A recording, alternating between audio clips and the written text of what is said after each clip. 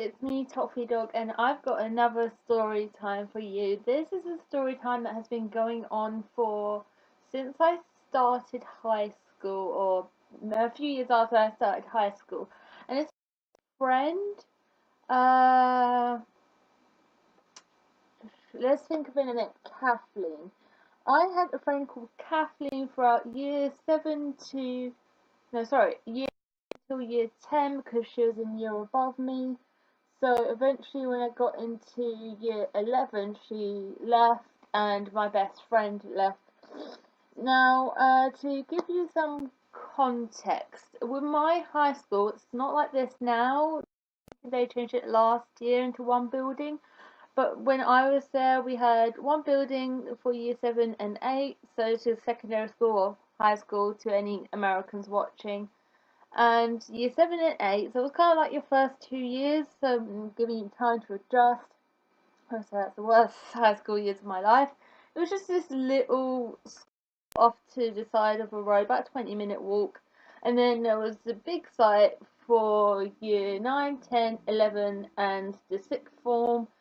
And I think also they did adult there. So apologies for that sound. That's my friend. So anyway, I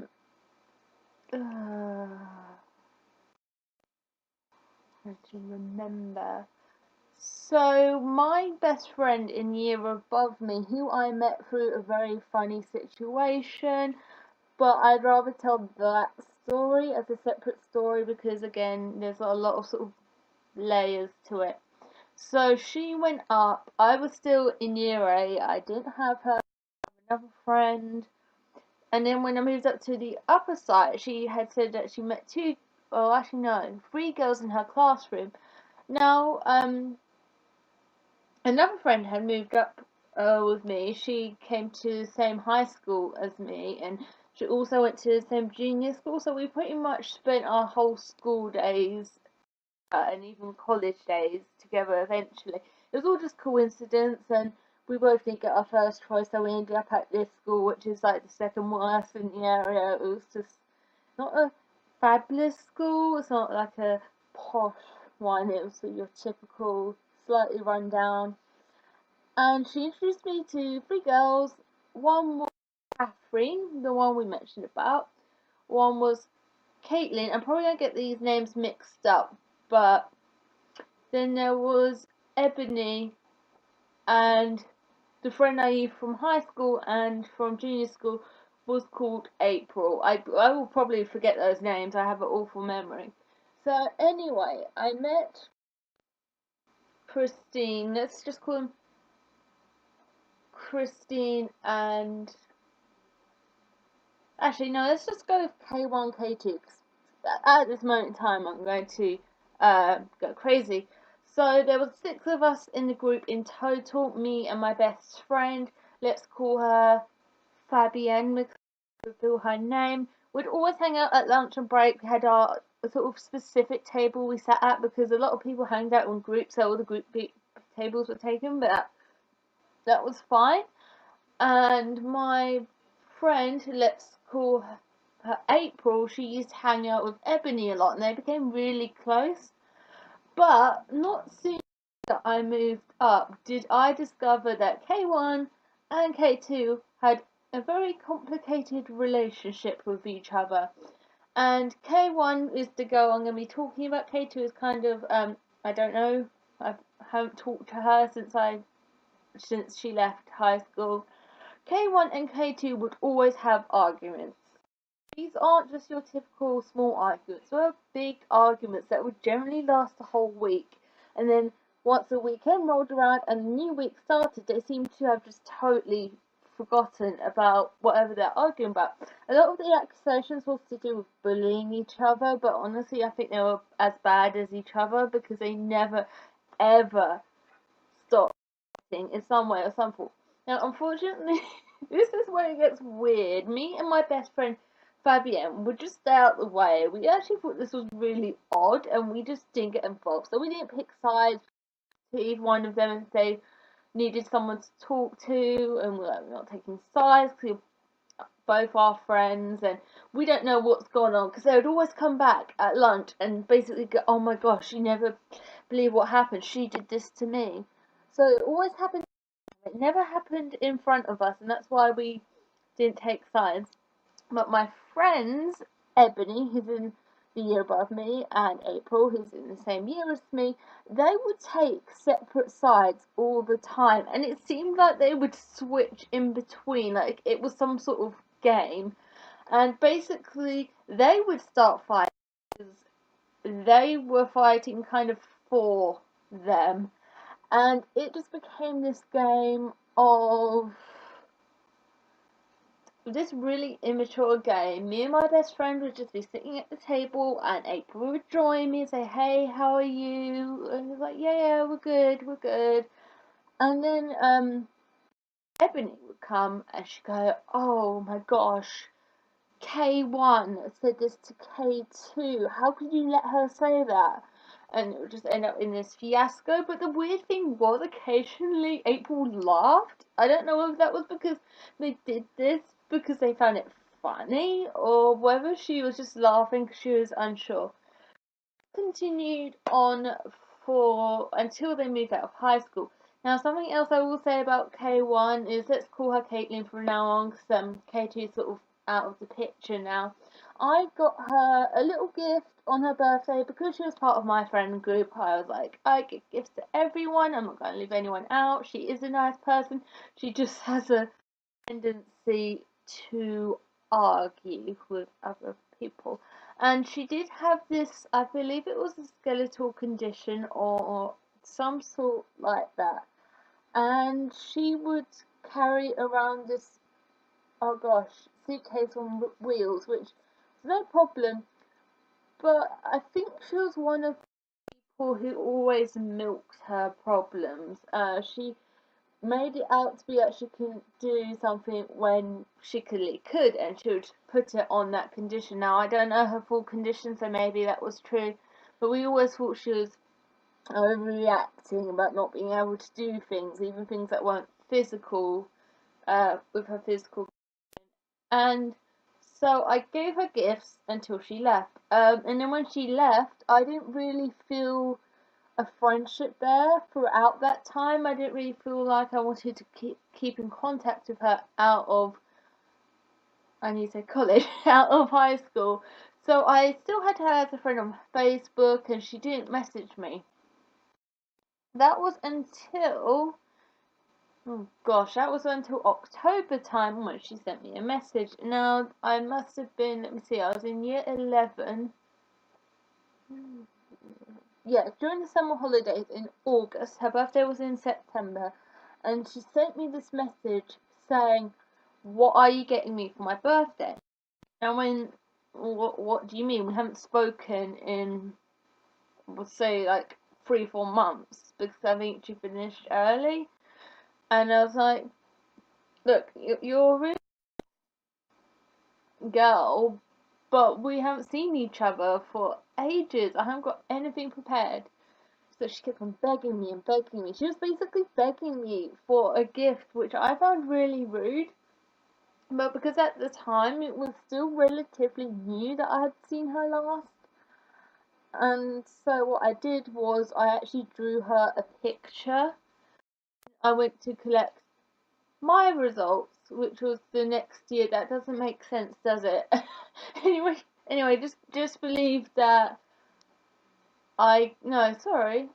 Yeah, I gave her the gift when I went to collect my results, I believe. Maybe her birthday wasn't in September. I have an awful memory, so I apologise. And go into high school for some reason. Actually, maybe it was like a extra class day, and I gave her the gift. I framed it, and I got her a card, which is no problem. But it was almost like she just wanted to dash off after that. It was almost like she thought, "Oh, I've got my gift. I got what I wanted. I'm not going to try and socialise with this person who's I've known for years now," which I found really rude. I did manage to hang out with her for about half an hour, but then she said she really had to go home. And as I'm walking with her, instead of keeping it somewhere safe, she put it in the notebook she's got. and she holds it, and I'm not even kidding you. I don't know why. She's holding it so that just open part of the notebook was facing down. And you know what's going to happen? It dropped down, and then it cracked the frame, and it blew away. And she seemed to have just gone like, oh, I'm really sorry. I'm really sorry. I'm really sorry. I believe she was really apologizing, but I guess it was like the respect she showed for the gift. I know if I received a gift, I would keep it safe. I would just keep it with me. I would not do it like that. I would put it in a notebook and then just hold it like this walking across the street. So from then on, I decided I still kept her on Facebook. She never really bothered me. She never really messaged me, so I didn't feel a need to not get rid of her. But then my friend Ebony created a group chat, and we met up one time. But like another time, we met up a couple, 3 times, but she never seemed to have money for things. And we would tell her, okay, if we're going to McDonald's, we're going to buy food, so you need to make sure you've got some money. We can like help you out, but we can't always pay for your meals. Or we could just do something that doesn't cost anything, hang out at the park nearby. But she was adamant that she wanted to go out and specifically do things that cost money. So eventually, I think we had to cancel a few plans because she was asking us if she could borrow money, and this wasn't for like emergencies. This was just like, oh, come on, could you let me borrow money so we can go out? Well, no, we can go out without spending money. And yes, we know you're not as well off as us, but surely you can bring like £1. We can go to the shop, get some sweets, mess about with each other, and just have a good time. But no, she wasn't having it. So then again, I lost contact with her, but again, I didn't remove her from Facebook because I didn't feel the need. Sorry, I'm clicking a pen because I'm impatient. So this is where the story goes. I'm at my first year of college, and again, a month before, she messages me about a gift. And I'm like, I don't answer. And every day for that month leading up to her birthday, she messages me every single day with a similar message. So, Sarah, did you see my last message? Oh, what are you going to get me? And I just ignored her. And I still knew her sister at the time. So I did text her younger sister, and said, look, she's basically begging me for a gift and is demanding that I will get her one. She literally said, what gift are you getting me? Oh, you can drop it off at time. When I hadn't even talked to her for a whole year since this whole money meeting up thing. And so then I decided to ignore her. And recently, I'm so sorry for that. We're just going to let that pan out. Just going to let that pan out. Pan out. Thank you. So anyway, about a month ago, she starts messaging me hello. And I hey, I will give her, I will start talking to her, because that's fine. I start talking to her, but she over texts. She is spamming me with messages. I'm trying to type in and get a word in edgeways, but she won't listen. It's almost like she wants to talk about what's going on instead of listening. If I ask her a question, she'll sort of just go on about what's been going on with her life, which is fine. And that did annoy me. So eventually I did block notifications for her texts because I was like, I literally cannot depend. I literally cannot talk to you without you interrupting me and everything. And now I look back at it, I don't know why I put up with this much, but I'm a kind person, so it takes a lot for me to actually like someone. So anyway, she does this, and then I think one day, oh, no, I've been mean, ignoring her. So we message again, she asked about meeting up. I said, okay, it's been like a couple of years now, she could have changed, I'm sure she's fine. She did break up with her fiance at the time, just after she left high school, so I was like, okay, we can talk, I can help her out. Talked about the arcades, and she said, what about money? What are we going to do with money? I was like, what do you mean? I was like, surely we can just go down to the beach and we can just have a couple arcade games. She was like, oh, I don't know if I have enough money though. And I feel so bad, but I did. The day before, I actually sent her on Messenger. At that now, I just only talk on Messenger. I said, I'm really sorry. Something's come up, and I basically volunteered to look after my brother when it wasn't really necessary, but I thought I don't want to meet up with her, but I don't have the guts to say, listen, you haven't changed, I'm not interested. So after that, I unfriend her, and she is still spamming me with messages. And so a couple of days ago, I was like, you know what, I'm actually getting fed up with this. I can't still be in contact with her. I've got to do something. But I didn't want to get rid of my account because I've had it for 5 years now. It's worth deleting it and remaking another. And so I blocked her, which is not something I do lightly, though for a few weeks I've actually blocked 3 people. So this month seems to just be the month of blocking people on social media. But I only do that as a last resort, or if I can come in danger because of the person. And that was my last resort. I was like, you know what, this is all built up. I'm not going to take this anymore. And then I get a message from her younger sister, who I still keep in contact with. We occasionally talk to each other.